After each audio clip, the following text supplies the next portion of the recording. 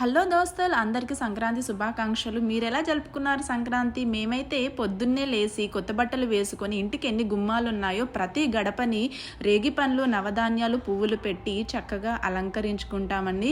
వీలైతే జీడి పండ్లు, జీడికాయలు ఉంటే కూడా పెట్టుకుంటాము. ఇలా ఇంటి ముంగిట్లో పాలు పొంగిస్తాము. ఎలా అంటే జాజితో చక్కగా అలికి దాని చుట్టూ ముగ్గు వేసి గొబ్బెమ్మలు పెట్టి ఆ గొబ్బెమ్మల దగ్గర కూడా రేగి పండ్లు, నవధాన్యాలు పెట్టి ఒక పక్కన కుడిబందుగా ఎండుమిరపకాయలు, దొడ్డుప్పు కూడా పెట్టి ఆ ఏవైతే గొబ్బెమ్మలు ఉన్నాయో వాటి చుట్టూ 5 వరుసలు దారంతో చుడతామండి.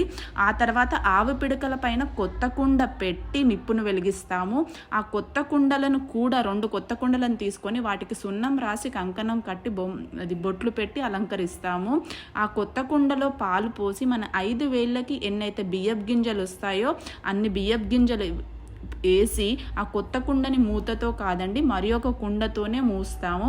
అలాగే దానికి ఎదురుగా అంటే దానికి వెనుక బందుగా పీట వేసి దోతి, అద్దం, కుంకుమ పెట్టి ఒక బొమ్మను పెట్టి ఆ బొమ్మ మెడలో చైన్ వేసి ఫస్ట్ మొదటగా దీపాన్ని కూడా వెలిగిస్తాము.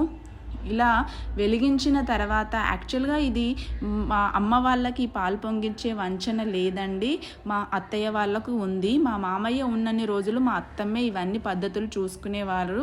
మా మామయ్య కాలం చేశాక తను దగ్గరుండి నాకు ఇవన్నీ నేర్పించింది.